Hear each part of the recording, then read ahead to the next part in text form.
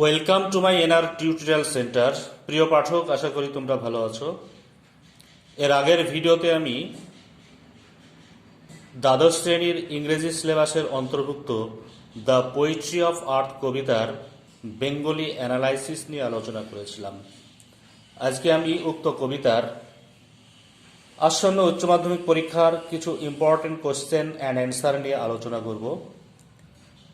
উচ্চ মাধ্যমিক ইংরেজি সিলেবাসের কোশ্চেন প্যাটার্ন অনুযায়ী তিন ধরনের কোশ্চেন আসে: এমসিকিউ অর্থাৎ multiple choice type question, SAQ অর্থাৎ শর্ট অ্যান্সার টাইপ কোশ্চেন, আর একটা হচ্ছে broad answer type question.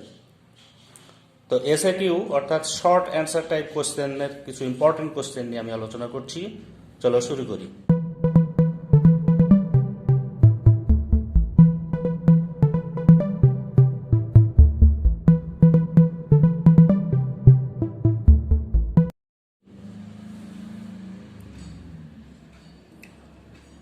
Who wrote the poem the poetry of earth, অর্থাৎ পোয়েট্রি অফ আর্থ কবিতাটি কে লিখেছেন?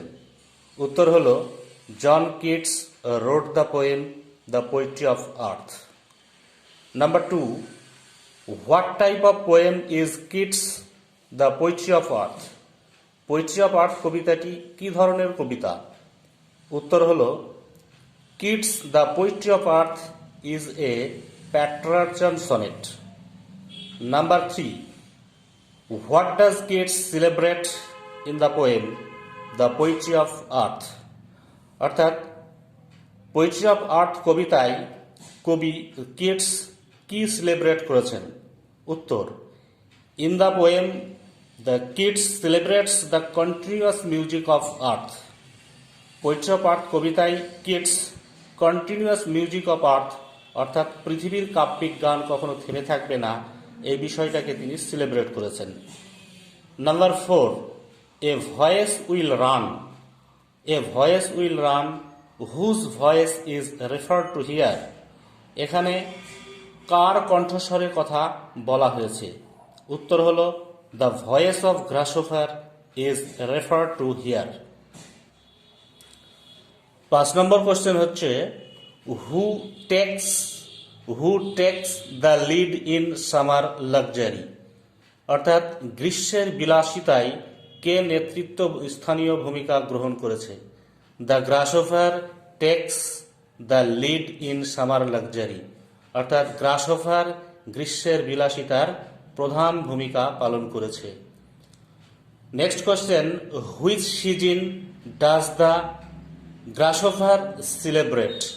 মানে কোন ঋতুতে গ্রাসহোফার সেলিব্রেট করেছে? কোন ঋতুকে গ্রাসহোফার সেলিব্রেট করেছে?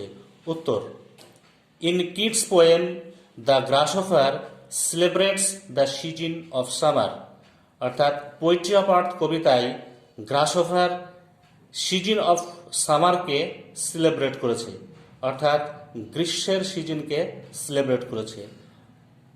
Question number 7, who has never done with his delights? Who has never done with his delights, মানে কার গানের কথা কখনো শেষ হবে না? The grasshopper has never done with his delights, এখানে গ্রাসহোফারের গান কখনো শেষ হবে না। Question number 8, where does the grasshopper take rest? Grasshopper কোথায় বিশ্রাম গ্রহণ করে? The grasshopper takes the rest beneath some pleasant weed. The grasshopper takes rest beneath some pleasant weed, মানে গ্রাসহোফার যখন ক্লান্ত হয়ে পড়ে তখন মনোরম আগাছার ওপরে বিশ্রাম গ্রহণ করে। Next question, what is octave? Octave কি? উত্তর হল the first 8 lines of Petrarchan sonnet. The first 8 lines of Petrarchan sonnet is called octave, অর্থাৎ ইতালিয়ান সনেট অর্থাৎ পেট্রার্চান সনেটের প্রথম 8 লাইনকে বলা হয় octave. Question number 10, what is sestet? Sestet কাকে বলা হয় বা সেস্টেড কি? The last 6 lines of Petrarchan sonnet is called sestet. অর্থাৎ পেট্রার্চন সনেটের লাস্ট 6 লাইন্সকে বলা হয় sestet. Question number 11, when is the music of the cricket heard, মানে কখন ক্রিকেট অর্থাৎ ঝিঝি পোকার গান শোনা যায়। উত্তর, the music of the cricket is hard on a loan winter evening. Cricket অর্থাৎ ঝিঝি পোকার ডাক শুনতে পাওয়া যায় নিঃসঙ্গ শীতের সন্ধ্যায়। Question number 12, who increases the warmth of wintry frost. Who increases the warmth of wintry frost, কুয়াশাচ্ছন্ন সন্ধ্যায় কার গানের উষ্ণতা বেড়ে যায়, কার গানের তীব্রতা বেড়ে যায়।